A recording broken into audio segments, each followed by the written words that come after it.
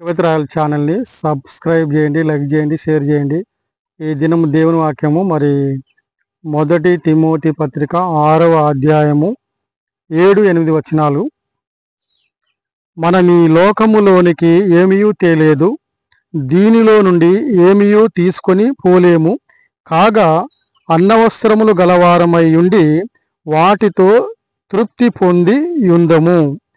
కాబట్టి ఈ లోకంలో మనము తీసుకొచ్చింది ఏమీ లేదు, తీసుకుపోయేది కూడా ఏమీ లేదు. ఈ లోకంలో మనము అన్నవస్త్రములు గలవారమై మరి వాటితో తృప్తి పొందబద్ధులమై ఉన్నాము.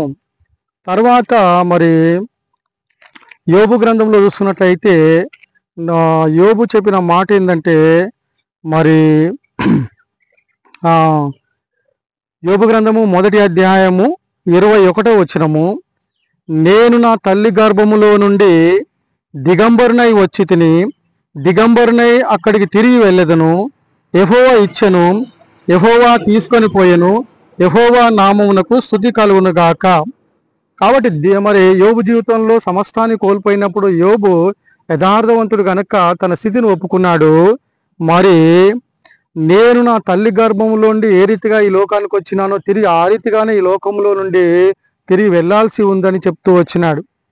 అంతేకాకుండా అలెగ్జాండర్ కూడా ఈ లోకంలో యుద్ధాలు చేసి పేరు ప్రఖ్యాతి మరి ఘనత సంపాదించుకున్నాడు, ప్రపంచ విజేతగా పేరు పొందినాడు. కానీ మరి తాను కూడా మరి దేశానికి ప్రజలకు ఇచ్చినటువంటి ప్రపంచాలకి ప్రజలకు మానవాళికి ఇచ్చిన సందేశం ఏంటంటే ఈ లోకంలోనికి నేను ఏం తీసుకొని రాలేదు, ఏమీ తీసుకొని పోయేది లేదని చెప్తూ వచ్చినాడు.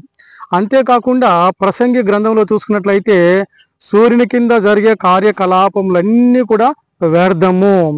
కాబట్టి మరి మానవుడి లోకంలోనికి ఏమి తీసుకొని పోలేదు, ఏమి తీసుకొని రాలేదు, ఏమి తీసుకొని పోయేది లేదు. కనుక ఈ లోకంలో మానవులు రాజ్యం కొరకు, అధికారం కొరకు, ధనం కొరకు, పేరు కొరకు, ప్రఖ్యాతి కొరకు, సింహాసనం కొరకు మరి గొడవలు చేసుకోవడము, కొట్లాటలు పెట్టుకోవడము, ఒకరినొకరు చంపుకోవడము, ఒకరినొకరిది ఆక్రమించుకోవడము, అన్యాయం చేయడము, మోసం చేయడము, నష్టం చేయడము, వీటి ద్వారా నిష్ప్రయోజనము, ఏమి ప్రయోజనం ఉండదు.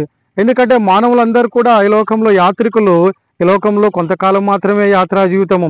అందుకనే కీర్తన 90లో చూసినట్లయితే ఈ లోకంలో మానవుడు 70 లేదా 80 సంవత్సరాలు మాత్రమే. కాబట్టి కీర్తన 90లో మోషే మరి చెప్పిన మాట ఏంటంటే 10వ వచనములో, మా ఆయుష్కాలము 70 సంవత్సరములు, అధిక బలమున్న ఎడల 80 సంవత్సరములు, అయినను వాటి వైభవము ఆయాసమే, దుఃఖమే, అవి త్వరగా గతించును, మేము ఎగిరిపోవుదము. కాబట్టి అవి త్వరగా గతిస్తాయి. అంతేకాకుండా అపోస్తలుడైన పౌలు మరి ఫిలిప్పులో చెప్పిన మాట ఏంటంటే మరి ఆయన ఫిలిప్పి పత్రికలో చెప్తూ వచ్చినాడు, మనము మరి ఈలోక సంబంధమైన వారం కాము. అందుకనే 3వ అధ్యాయం ఫిలిప్పి పత్రిక 3వ అధ్యాయంలో అపోస్తలుడైన పౌలు చెప్తూ వచ్చినాడు మరి 20వ వచనంలో, మన పౌరస్థితి పరలోకమందున్నది, అక్కడి నుండి ప్రభువైన యేసుక్రీస్తు అను రక్షకుని నిమిత్తము కనిపెట్టుకొనుచున్నాము. కాబట్టి మన పౌరస్థితి పరలోకమందుంది, మనము పరలోక రాజ్యానికి చెందిన వారము, పరలోక పౌరులము. అంతేకాకుండా మరి మరి చూసినట్లయితే హెబ్రీ పత్రికల్లో అక్కడి నుంచి దాంట్లో స్పష్టంగా ఉంది దేవుని యొక్క మాట. 11వ అధ్యాయంలో చూసినట్లయితే మరి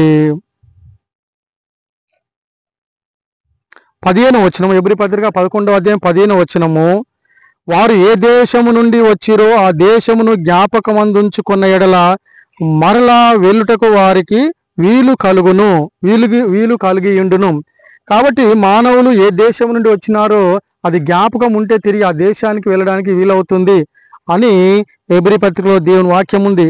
కాబట్టి మానవుడు ఈ లోకంలో మరి ఏ రీతిగానైతే ఈ లోకానికి దిగంబరుగా వచ్చినాడో యోబు చెప్పిన ప్రకారంగా తల్లి గర్భంలో నుండి తిరిగి మరణించిన తర్వాత అతడు దిగంబరుగా వెళ్లాల్సి ఉంది.